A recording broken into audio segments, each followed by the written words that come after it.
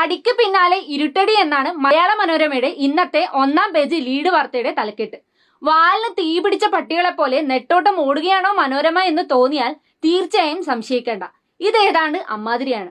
ചുവപ്പ് കണ്ട കാളയെ പോലെ എന്ന് പറയുന്നതിനേക്കാൾ നല്ലത് ഇനി SFI എന്ന് കേൾക്കുന്ന മനോരമ എന്ന് പറയുന്നതാകും.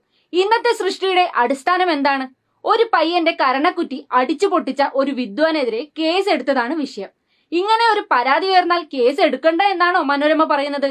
എങ്കിൽ പിന്നെ ഇത്തരം തോന്നിയാസങ്ങൾ എഴുതി പിടിപ്പിക്കുന്ന മനോരമ ലേഖകരുടെ കരണക്കുറ്റി അടിക്കട്ടെ, അപ്പോൾ കേസ് എടുക്കണ്ടേ? കൊയിലാണ്ടിയിൽ വിദ്യാർത്ഥിയുടെ കരണക്കുറ്റി അടിച്ചു പൊട്ടിച്ചതിന് കേസെടുത്ത സംഭവത്തെയാണ് മനോരമ അടിക്ക് പിന്നാലെ ഇരുട്ടടി എന്ന് വെണ്ടക്കയാക്കിയത്.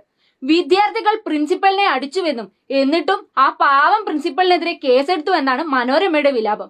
അതിന് തെളിവായി CCTV ദൃശ്യങ്ങൾ ഉണ്ട് എന്ന് പറയുന്നു. എന്നാൽ ഇതുവരെ പുറത്തു വന്ന ഒരു ദൃശ്യത്തിലും ഈ പ്രിൻസിപ്പലിനെ തല്ലുന്ന ഒരു രംഗവുമില്ല. മറിച്ച് അടിക്കുന്ന പ്രിൻസിപ്പലിനെ പിടിച്ചു മാറ്റുന്ന ദൃശ്യങ്ങളാണുള്ളത്. അതിനെയാണ് മനോരമ വളച്ചൊടിക്കുന്നത്.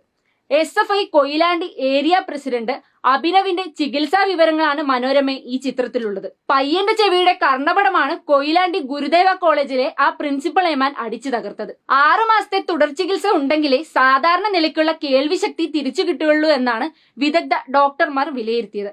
അങ്ങനെ അടിച്ചോന്റെ പേരിൽ ഒരു കേസും വേണ്ടേ മനോരമക്കാരെ? ഇത് തന്നെയാണല്ലോ മറ്റു ചിലരും പറയുന്നത്. CPM നേതാവ് NN കൃഷ്ണദാസ് തന്റെ ഒരു കോളേജ് അനുഭവം ഫേസ്ബുക്കിൽ പങ്കുവച്ചിട്ടുണ്ട്.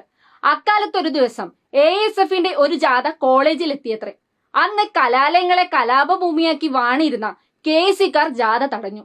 ഇടതുപക്ഷ ഐക്യത്തിന്റെ പ്രസക്തി ഉയർത്തിപ്പിടിച്ച് SFI പ്രവർത്തകർ ജാഥയ്ക്കും ജാഥാ നേതാവിനും സംരക്ഷണം നൽകി. തുടർന്ന് പ്രസംഗിച്ച ജാഥാ ലീഡറായ നേതാവ് ആക്ഷേപിച്ചത് മുഴുവനും SFIയെ.